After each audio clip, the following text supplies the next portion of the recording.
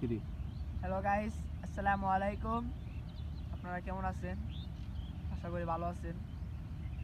আমাদের আশেপাশে অনেক লাউ গাছ দেখতে পাচ্ছেন। এই লাউ গাছগুলি কিন্তু শুধু শুধু এইভাবে হবে না। আপনারা অনেকে আমাদেরকে বলেছেন যে লাউ গাছ করতে গিয়ে অনেক লস খেয়েছেন।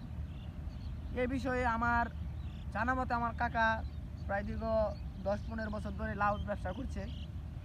তার একটা মনের ভাব থেকে সে যা শিখেছে এতদিন আপনাদেরকে তা সব কিছু শেয়ার করবে এখন। কীভাবে বড় করতে হয়, কীভাবে লাউ কোন জায়গায় কোন মাটিতে ভালো হয়, কিভাবে করতে হবে, ওই টু জেড। কাকা আসসালামু আলাইকুম। আপনারা সবাই ভালো আছেন? আপনারা অনেকে জানতে চাইছিলেন আমার কাছে যে লাউ গাছ কারো মরে যাচ্ছে, কারো হচ্ছে না, কারো রোদ লাগতেছে না।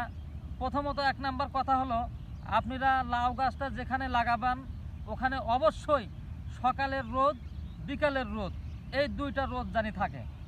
2 নাম্বার কথা, লাউ গাছ লাগানোর আগে, বীজ রোপণ করার আগে ওখানে কমসে কম 1.5 ফিট অনুযায়ী খুঁড়া ওখানে গোবর সার দিয়ে 3 দিন রাখবেন বা 7 দিন রাখবেন, জৈব সার দিয়ে রাখে ওই মাটি উলট পালট করে 7 দিন পরে বীজ লাগাবেন। বীজ রোপণ করার পরে যখন গাছ বাহির হবে সকালে এবং বিকালে 2 বেলা পানি দিবেন, কোনো সার দিবেন না। এইভাবে আপনারা লাউ গাছ পরিচর্যা করবেন। যখন গাছ 2 ফিটের উপরে হয়ে যাবে তখন আপনারা চারিদিক দিয়ে খুঁড়া ওখানে আপনার ইউরিয়া, পটাশ ব্যবহার করতে পারেন। ব্যবহার করে আস্তে আস্তে লাউয়ের জাংলা দিবেন, জানালায় গাছ তুলে দিবেন। বা মাটি দেওয়ার পরে কিছু কীটনাশক ব্যবহার করলে পোকামাকড় যেন লাউ গাছকে আক্রমণ না করতে পারে, ওই দিক খেয়াল রাখতে হবে। আমি আরেকটা কথা বলতে চাই, আপনাদের শুধু লাউ গাছ না, বিভিন্ন ধরনের গাছে লাল কালারের কিছু কিছু ছোট ছোট পোকা পাতা খেয়ে ফেলে।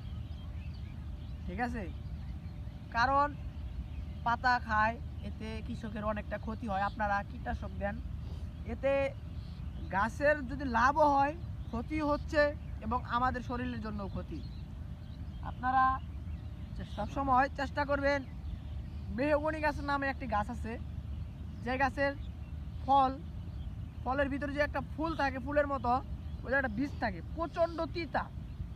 আপনারা এইগুলো নিয়ে বালতিতে একবারে 7 দিনের জন্য ভিজিয়ে রাখবেন, সাথে কিছু পটাশ এবং কিছু হালকা তরল মেডিসিন মিক্স করে যদি দেন, ইনশাল্লাহ নেক্সট টাইম ওই গাছ আর পোকা ধরবেন। খুব সুন্দর একটা কথা বলছে, আপনারা এই কথাটা ফলো করে ইনশাল্লাহ আগায়া যান, কাজ করেন।